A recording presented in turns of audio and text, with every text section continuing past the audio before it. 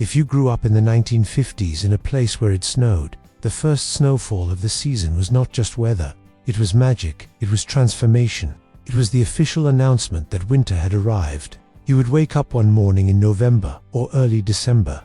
Your room would feel different, quieter somehow, sound muffled, light brighter than usual reflecting through your window. You would get out of bed, walk to the window, pull back the curtain, and there it would be, snow, covering everything. The yard, the street, the roofs, the cars, every surface transformed into white, clean, pure, untouched, and you would feel it, that surge of excitement, that childhood thrill that never quite goes away no matter how many winters you have seen. Snow, real snow. Finally, you would run to your parents' room, or your siblings' rooms, wake them if they were not already awake. It snowed, it snowed. Come look. Everyone would gather at windows, looking out, marveling, commenting.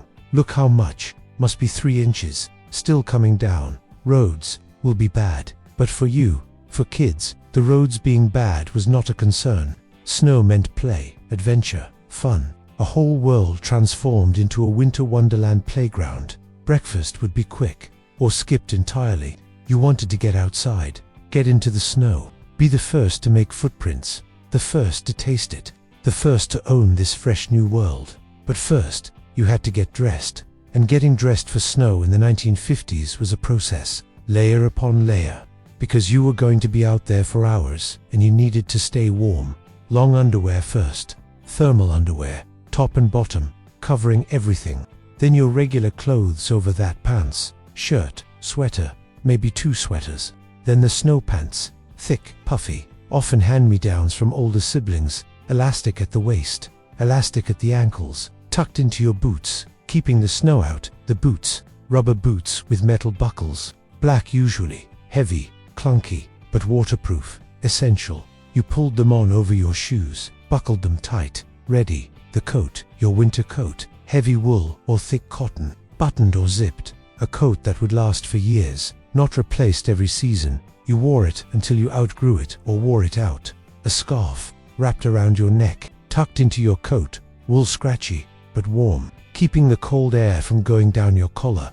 Mittens, not gloves, mittens, knitted by your grandmother or your mother or bought at the store, attached to a string that went through your coat sleeves so you would not lose them, because you would lose them otherwise. A hat, a knit cap pulled down over your ears, maybe with a pom-pom on top, maybe with ear flaps, covering your head, keeping the heat in. You were bundled, barely able to move, but warm, protected, ready for hours in the snow.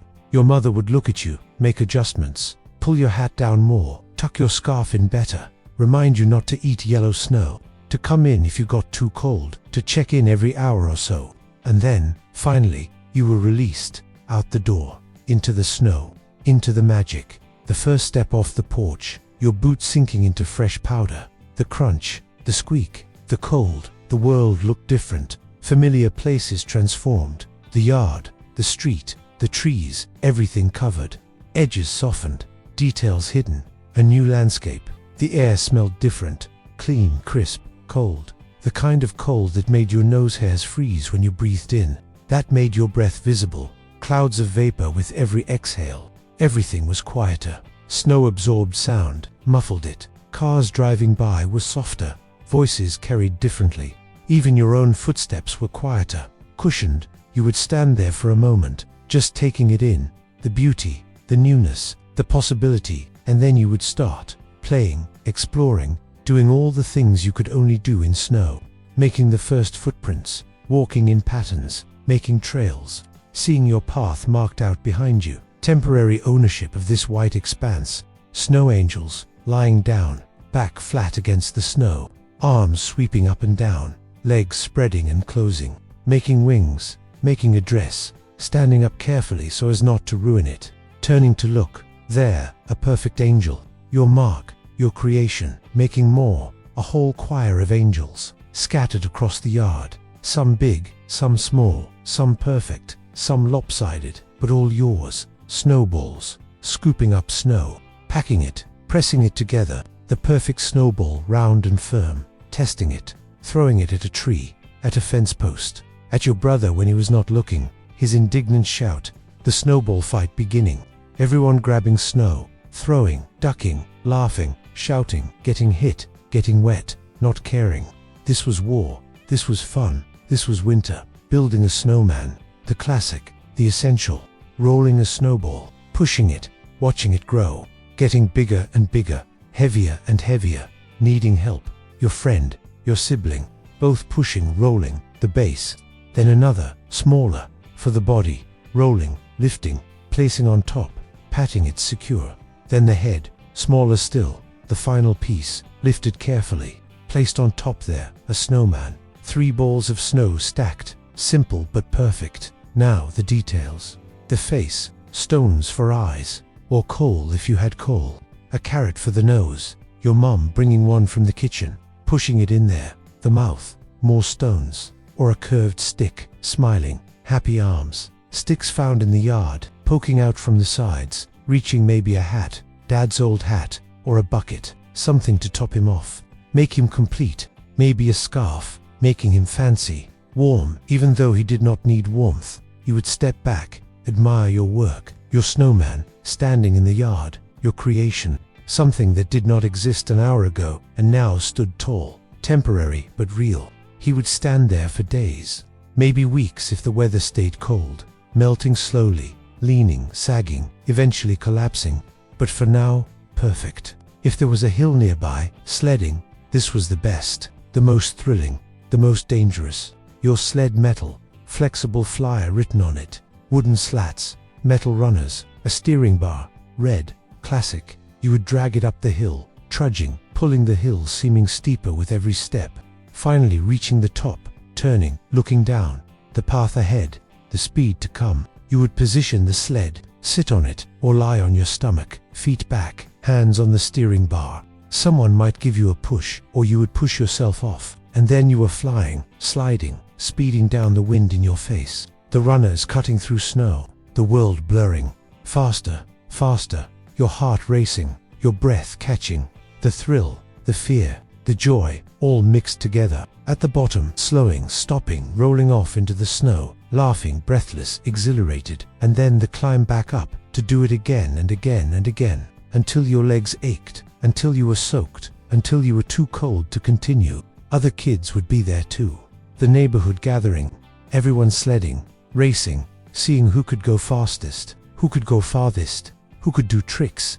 Do you remember the first snowfall when you were growing up? What did you do? Build a snowman. Go sledding. Have snowball fights. Share your snow day memories in the comments below. We want to hear about your winter adventures. Eventually, you would get cold. Really cold. Your fingers numb even in mittens. Your toes aching. Your face stinging. Wet snow seeping through somehow, despite all the layers. You would trudge home. Tired. Wet. Happy. Dragging your sled behind you. Boots heavy with snow. Leaving a trail of melting snowdrops on the sidewalk. At the door, your mother would make you stop. Take off the boots, the wet coat, the mittens. Leave them in the entryway or the mudroom. Dripping. Melting. Making puddles. You would peel off layers. Everything damp. Your skin pink from cold. Your hair wet. Your cheeks flushed. Inside, the house would feel incredibly warm. Almost too warm after being in the cold. The heat hitting you. Thawing you. Making you realize just how cold you had been. Your mother would have hot chocolate ready. Or she would make it. Cocoa. Powder. Sugar. Milk. Heated on the stove. Poured into a mug. Maybe with marshmallows floating on top if you were lucky. You would wrap your hands around the mug. Feeling the warmth seep into your fingers. Bringing sensation back. Sipping carefully.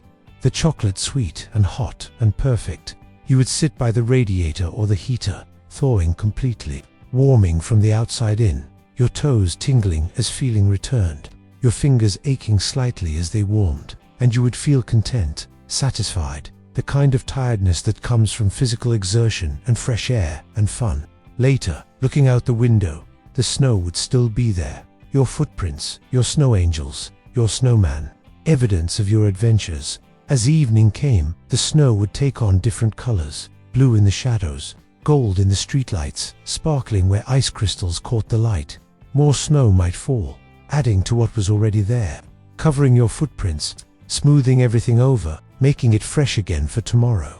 And you would go to bed early, exhausted, happy, hoping for more snow. hoping school might be cancelled, hoping for another day of winter magic. The first snowfall of the season was always special, always exciting, always transforming. No matter how many winters you had seen before, each first snow brought that same thrill, that same magic, that same promise of winter adventures to come.